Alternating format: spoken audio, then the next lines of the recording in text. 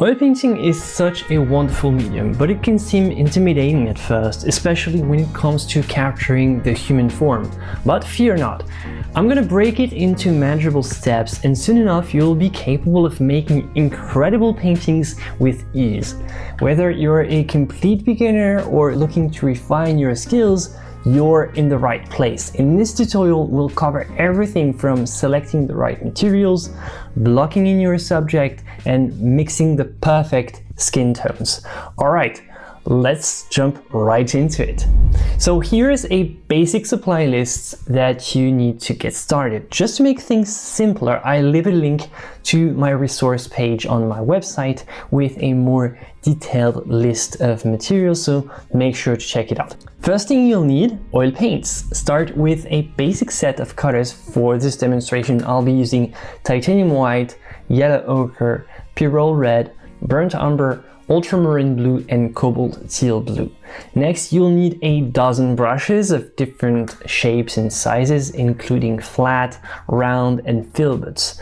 Find a decent canvas for this study, or like me in this demo, oil painting paper, which is a special painting paper that's primed especially for oil painting. Try to set up your easel in a well-ventilated area with good lighting. Use a nice large palette for mixing your colors. In my case, it's a glass palette mounted on a table, so really easy to clean. As far as medium goes, you'll simply need linseed oil or an alkyd painting medium like liquid or a galkyd, just for blending and thinning down the paint. To clean up and thin down the paint, you'll need some odorless mineral spirits that I recommend you keep in an airtight container with a lid and a filter like this one. And finally, you'll need palette knives for mixing and applying paint on the canvas, as well as rags or a paper towel for wiping brushes and cleaning.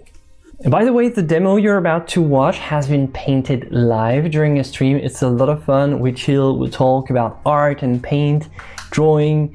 If you want to come and say hi one day, I'm usually streaming twice a week. This can change, so I'll give detail about my streaming schedule in the description below. While I'm at it, you'll also find the links to my painting course, my oil painting course, which explores the subject more extensively, and my course on color theory. So if you're interested, you'll find all the information there.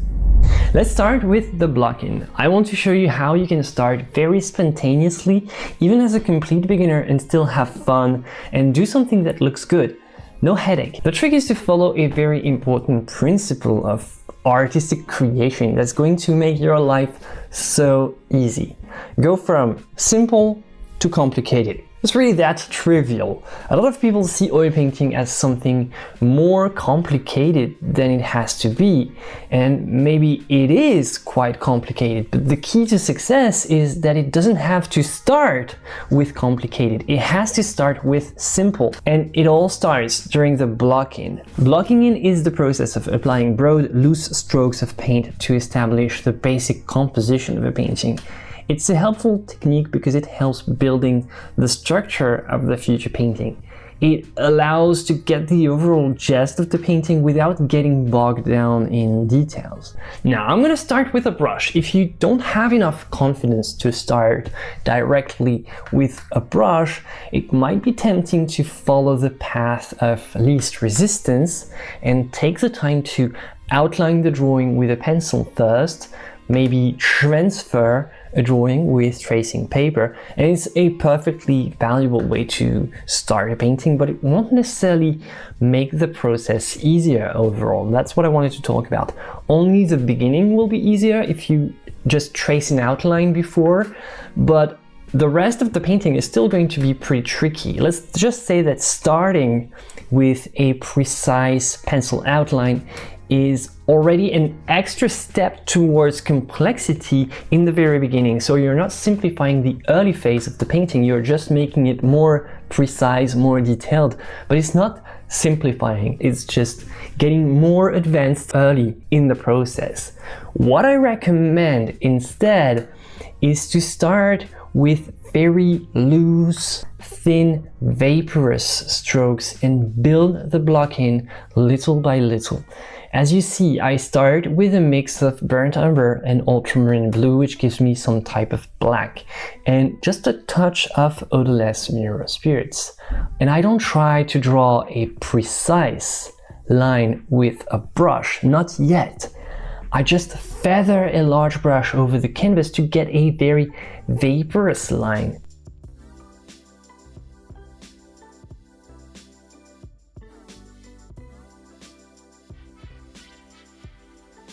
And the advantage of using a blurry line like this is that you don't get involved too early and you can work on the whole rather than focus on a misleading part and getting into tiny detail early on. Plus, you have room to make the blocking more accurate, but with small increments and progressively. That's the word, progressively, because as I gather more and more visual cues, as the painting evolves, I can start using sharper brushes and make the lines more precise. Again, the main idea is to work from simple to complex. And once you're happy with the overall composition of your painting, you can start preparing the colors. To start mixing the skin colors, I create a value scale with various amounts of titanium white, yellow ochre, pyrrole red, burnt umber, ultramarine blue, and cobalt teal blue, just a touch. I create 6 steps from light to dark, but it depends, it can go the other way around. This pre-mixed value scale will help me find the colors more easily, and it will help build a better sense of the form and the volume. And this is not meant to restrict the colors, but to act as a mixing base for the rest of the painting. The idea is to adjust the colors of the value scale with yellow, red, or blue as needed as the painting progresses.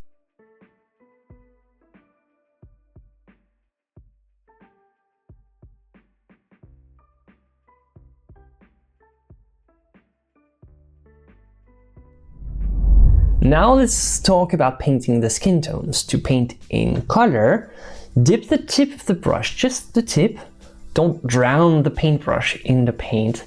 And with the tip of the paintbrush, start applying broad strokes to the canvas. Don't worry about being precise at this stage. You can always add more detail later. It's the same philosophy as in the early stage. You work from simple to complex, and it's really like that all the way until the end. The brushwork is an important part of the painting process, and it's something very difficult to explain. It comes with time and experience, and as a beginner you want to use a variety of brush sizes and shapes to create different effects and try to understand how they affect the final result. At first it will be difficult to predict exactly what the brush can do, but don't worry, because it's just like anything else. It gets better with time and practice. So don't be afraid to experiment with different colors and techniques, because since you work from simple to complex, you have room to push the paint around.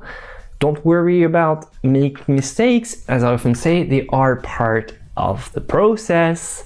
They are just more indication of how to do things or how to not do things. You can always paint over the mistakes. There's always time to correct things. The most important thing is to have fun, enjoy the process, and actually do something, not get stuck in an early phase, worrying about whether or not it will be good and not trying to do anything, because you need to make the mistakes before you can make the corrections and make the painting better. You want to build the paint up progressively, like a cathedral. You start with a solid foundation, and in our case, a solid foundation for a painting is thinly applied paint. Using too much paint too early is really, it can be done, but it's not the easiest way to proceed. What you want to do instead is first you lay down the paint thinly, you check the result to see if it works, and if it's the case, when you feel more confident in your paint, then you can build up the thickness, but very progressively. If you paint too thickly, too early, it can make your painting look muddy, overworked, and can get very messy and difficult to control. Generally, it's better to start with a limited palette and add more colors later if needed. Don't worry about getting the detail perfect at this stage. Make sure you still focus on shapes and proportions. I never hesitate to fix a mistake at any point, but if I do it before I polish everything and add tons of details, it's much better. Much more time is saved, even though I made a mistake. Here, for example, I retouched the left eye to place it a little bit higher. So always prioritize the proportions and the shapes and try not to get sucked too early in the minute details. The key to a good painting is to control the shapes and the values. The details are just an embellishment, but they don't matter much for the whole, the painting as a whole. So avoid the classic beginner trap, which is to focus on details way too early. Always think about the shapes first and add the details at the very end. And like that, you build the painting progressively. The idea to work from simple to complex is all about progressivity. Start with a simple base layer. You begin by applying a thin, even layer of paint and use broad strokes, a soft touch to ensure that you have a smooth application and something relatively thin while you're still unsure about your painting. You want to first focus on building up the general color value, the shapes. And after this base layer is applied, this is the idea of the progressivity. You want to blend, but you don't want to blend too early on. You can create seamless transitions when the shapes are more or less in place, but they need to be in place first. And then you can blend using a clean, soft brush to gently just blend the edges of the shapes. You want to blend softly, just feathering the surface with a soft brush, moving from darker to lighter areas. It's usually better to go this way, from dark to light, and this way it will create beautiful gradual transitions. But just like details, don't try to do the transitions too early. You need to get the shapes in place first. After that, you can start to add highlights and shadows. You can apply the lighter colors to the highlighted areas of the face. You can also bring a lot of variety within the shadows, make them more colorful. You can use a delicate touch to blend these areas into the base layer, creating a more three-dimensional effect with reflected lights.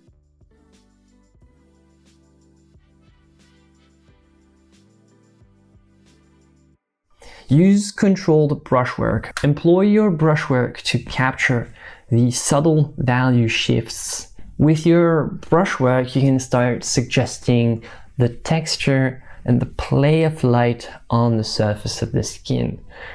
But like anything, be patient and work slowly, ensuring that each brushstroke contributes to the realism of the portrait.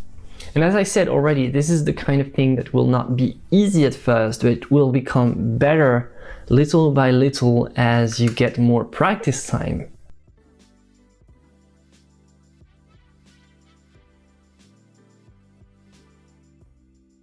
One super important thing to do at any time is to step back and assess your progress. Periodically, what you want to do is step away from your painting and evaluate the overall progress, the proportions, the shapes, the colors. You want to compare everything to your model and try to be as precise as possible. Make any necessary adjustments to maintain accuracy and likeness. If everything goes well, continue building up the layers of paint, refining details, and making subtle color adjustments as needed. Observe the skin tones and use warm and cool to strategically create depth and bring this nice variety in the skin tones. So what next? Achieving a realistic figurative painting takes time and practice. Be prepared for multiple layers and adjustments. You can do what I did here during the live stream and just work with a single layer, which is called a la prima, and you can leave it like this. But keep in mind that you can also let it dry overnight, come back the next day and make the corrections wet on dry afterwards. It's usually the technique that I recommend to beginners because it gives you more time to correct your mistakes and focus on the more important elements. Working in a single layer is called direct painting or a la prima, as I said, and working with multiple layers is called indirect painting. And seriously, both approaches are great and they have different strengths and limitations. No matter what approach you choose, you need to think about your final touches. Once you're satisfied with your portrait, make your final touches and refinements as necessary. You can add any of the finishing embellishments that will enhance the overall composition and finish with a nice accent. And now it's finally time to think about the details. You can use a smaller brush for the finer details and add any necessary highlights or accents. And congratulations, you're done! When you're finished, simply clean your brushes with mineral spirits or soap and water, wipe your palette and clean your tools. Remember that oil painting is a skill that improves with practice, so don't get discouraged by initial challenges. You can watch this other video if you want to practice oil painting a different way. A huge thank you to all my Patreon members. This video wouldn't be possible without your generous support. If you want to join the community, you'll find a link in the description below. You'll also find the link to both my courses, my oil painting course and my color course. Alright, that's it for today, my friends, and as always, joy and inspiration to you. Bye.